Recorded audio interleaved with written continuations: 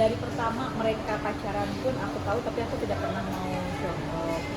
Kalau kemarin kejadiannya memang pas banget ketemu, itu aja. Karena aku tidak pernah mendengar dari adikku Dewi bahwa mereka itu bubaran. Jadi aku main kaget aja, kaget banget karena melihat bersama seorang perempuan. Jadi ya apa ya, shock banget akunya yang kaget aja.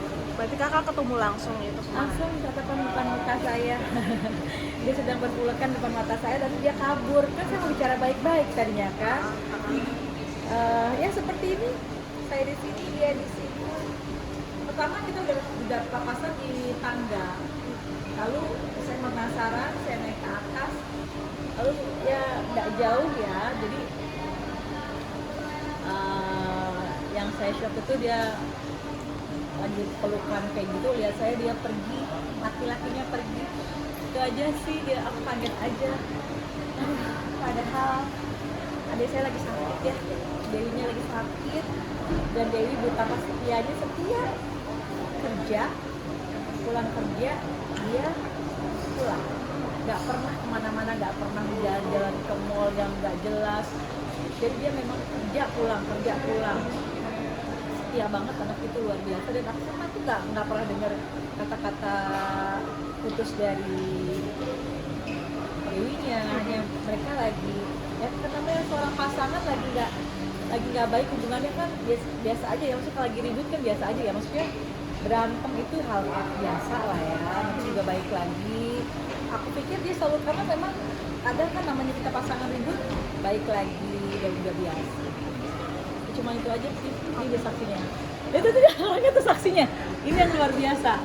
Kak, nggak mau dia. Sedikit aja kak. Berarti itu ketemunya di salah satu bar diskotik apa gimana nih? Ya jadi gini, aku itu nggak ada niat mau ke Bali.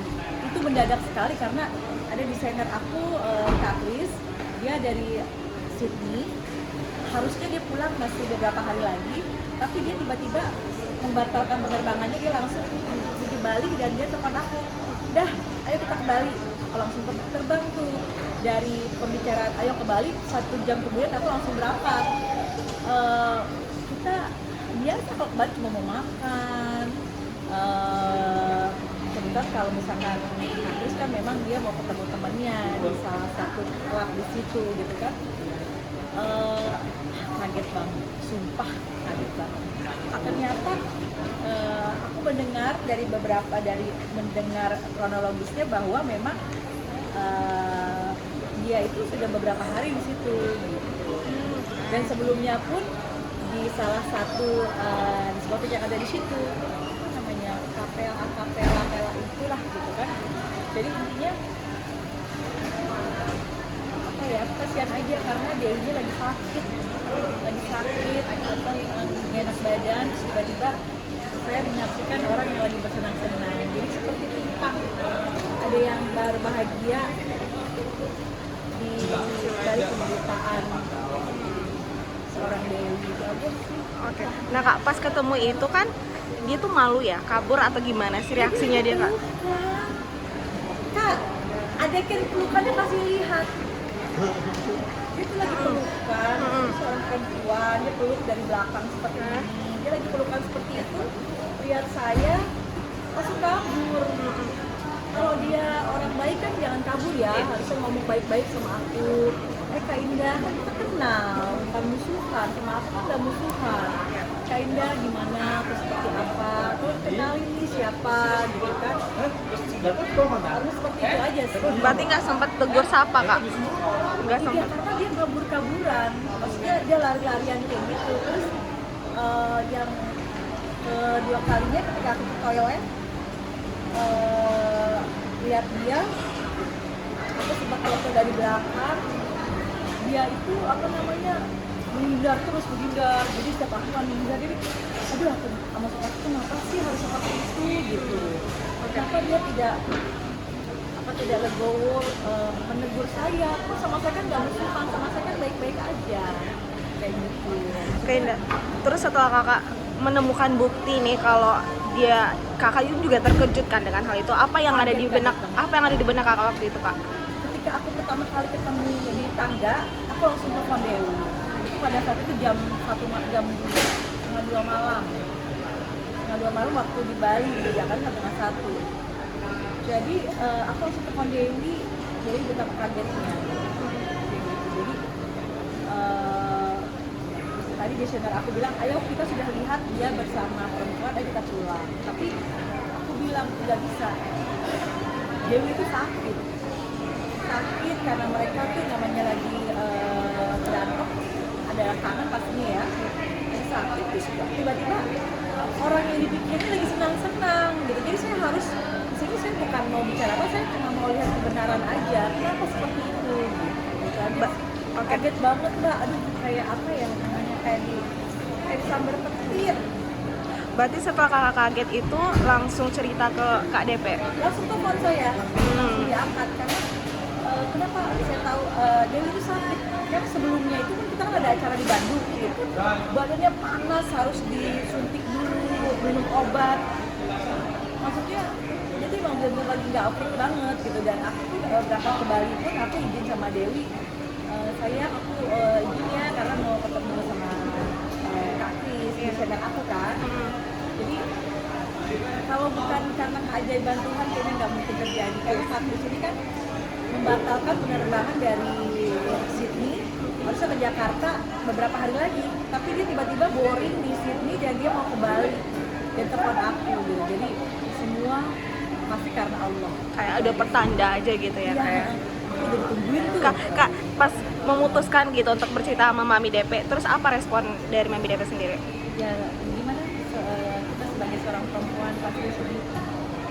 Tangisan pasti ada ya. Oke. Karena kita bukannya gampang buat ganti pasangan. Pasangan itu kan buat perempuan yang setia itu apa namanya ya? Udah jiwa banget gitu. Iya. Pastinya sedih banget. Berarti dia ada perasaan nggak nyangka, kaget, atau emang nggak percaya pas kakak bilang gitu? Nggak Apa? nyangka, itu nggak nyangka, di luar ekspektasi, di luar, karena memang kan mobil motornya si orang ini kan ada di rumah Dewi kayak gitu. Iya, jadi nggak nyangka aja seperti itu. Berarti Mami DP udah langsung percaya, oh iya ini bener orangnya gitu ya Kak? Ya karena memang saya bicara fakta, itu tidak mungkin saya tidak bicara kebenaran. Berarti sempat kakak kirim fotonya juga gitu sama Mami DP? Iya, foto dari belakang, karena perempuannya sudah tidak ada yang dia peluk tadi itu. Tapi kenal nggak Kak sama perempuannya? Nggak kenal ya. Saya cuma mau bilang, emang kamu dibilang apa gitu sama laki-lakinya ini gitu. Terus apa langkah selanjutnya Mami DP nih setelah dengar cerita yang kayak begini tahu nih, gitu ya? Sekarang mau ke rumahnya. Iya, pastinya masih sakit kayaknya. Oh, berarti kondisi Mami juga lagi Dia enak badan, bener lagi sakit. Ada udah beberapa dokter yang nanganin Dewi, maksudnya waktu itu dokter udah ke rumah, Dewi juga udah ke rumah sakit, masih gak enak badan. Ya mudah-mudahan Allah memberikan kesehatan, ya. Menggantinya dengan berikut kebaikan gitu kan. Karena ini kan ditunjukin sama Tuhan, ditunjukkan sama Allah. Ya. Terus Kak akhirnya nih kan Mami Kakakku. Bentar lagi Kak. Terus Mami DP kan sempat mengisyaratkan nih di IG-nya dengan postingnya isyarat kayak putus gitu. Nah, apa sih Kak tanggapannya? Ya kita belum ini kita mau ngobrol.